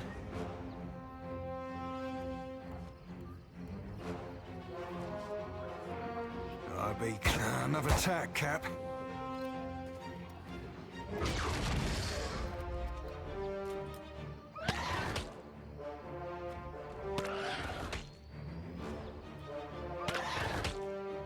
What can I do you for? Anything else second level? Just withdraw. Yes?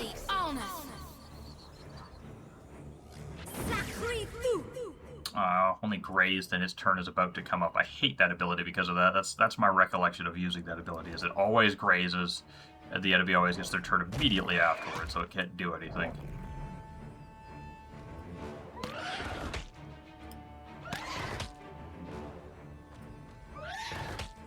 Hmm? Not even close. Damn it, quit missing you. At our... Captain. Seer must me too. Yeah? Let's... Nuh-uh, didn't work. What can I do? Stand together!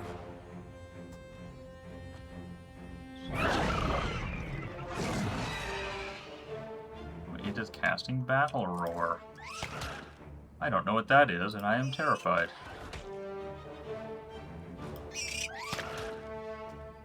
Yeah? Half your expended resources, yeah. For your resources, to try to knock this down to interrupt whatever Battle Roar is. Excellent. Aye. Should probably try using my empowers more. Oh wait, did they? Mm-hmm. No, they are per character. I don't remember using one with him. Apparently I did at some point. Weird.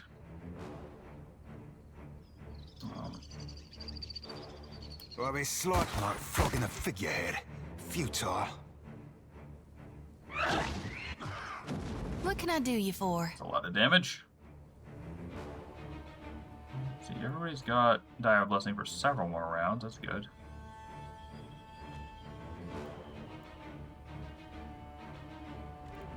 Give her some spells, but does it give her? No, doesn't give her the Holy Radiance, which is what I was curious about.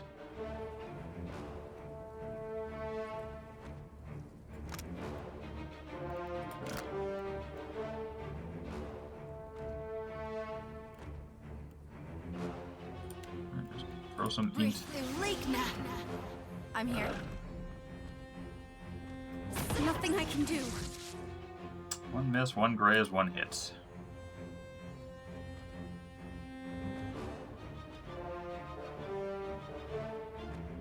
Yeah, 71 reflex.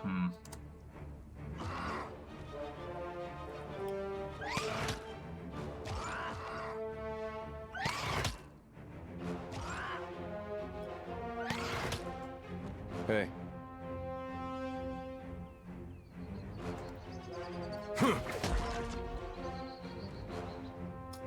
hit him, but I missed with the blind. That's a shame. Aye. Oh, and the withdraw has finally faded off. Me too, man. Yeah?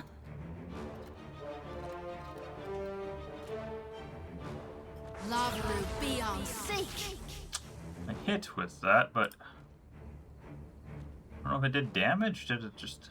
It's so hard to tell because the damage numbers on this thing for some reason show up like way, way, way above its head, so you can't really see them. Like, yeah, like there, I just see nothing, and let's just zoom up. It's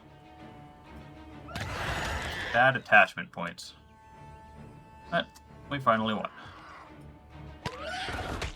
Something I Clean can up do? this weakling. Right on target. What can I do? I'd be glad to. Ugh, I'm no help Captain. here.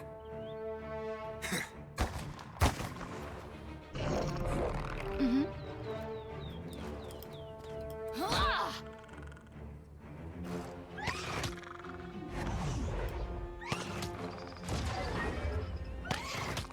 Something I can do? What for, Cap? Aye, aye, Captain. There you go. Can't believe Seraphim didn't level up, but Aloth did. Sure, more explosives, even though I have still yet to use it.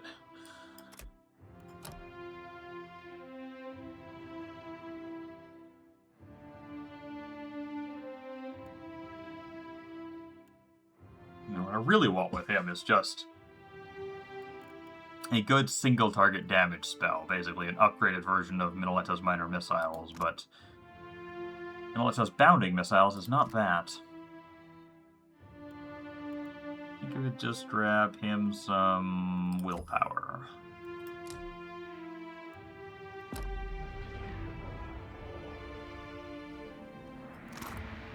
Oh, some unique ring and a magic amulet. Look at those.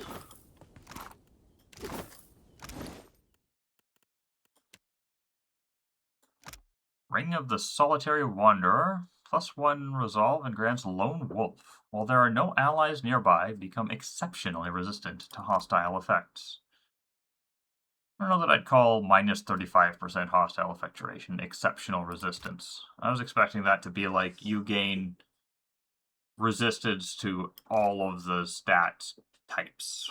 However that's word. The resistance to might afflictions. Yeah, you'd gain resistance to might afflictions, constitution, dexterity, perception, intellect.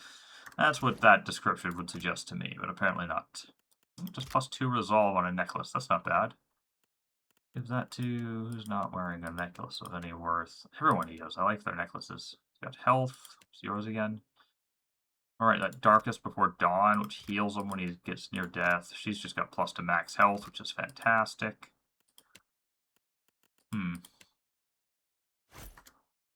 Toss it on you and then move that there.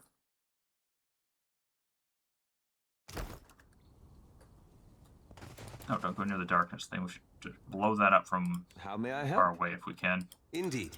Would this have worked if you hadn't got knocked down? Somewhat. Oh, that's decent. There's a use for it.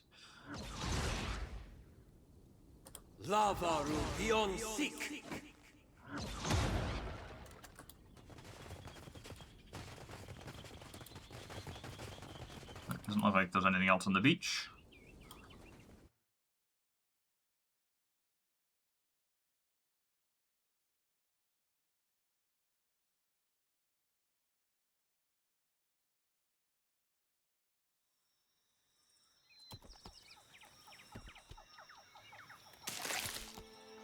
Water, head up here.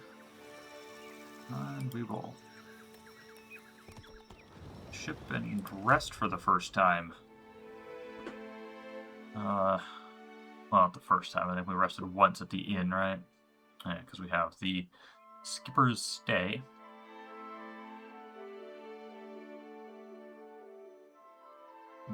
Balance a decent benefit with things that are cheap and available. I'm not using up this. That seems like something we save for a special occasion. Probably when we need like a skill check. Although, In expert mode, it doesn't tell me when I need a skill check, so I'll never really know. I'm generally pretty good at not resting much. There's a decent argument to be made to just use this up early and take advantage of the plus to defenses and all skills for as long as possible. You can use it 3 times. I am going to toss that on Chie. Should head to Nekataka next session, and having +2 to all skills might be good for conversations and the like there.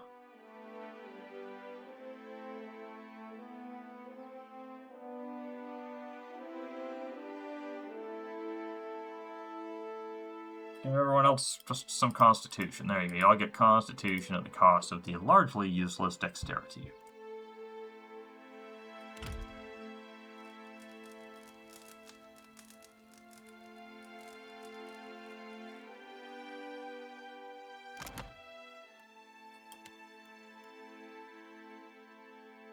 Nice big skill numbers now.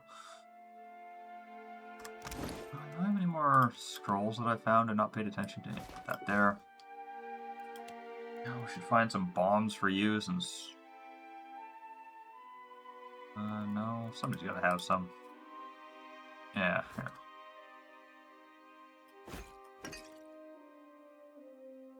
With your skill, I presume the explosive skill must, like, add to the potency and accuracy. Yeah, improves the accuracy, damage, and effectiveness, whatever that means.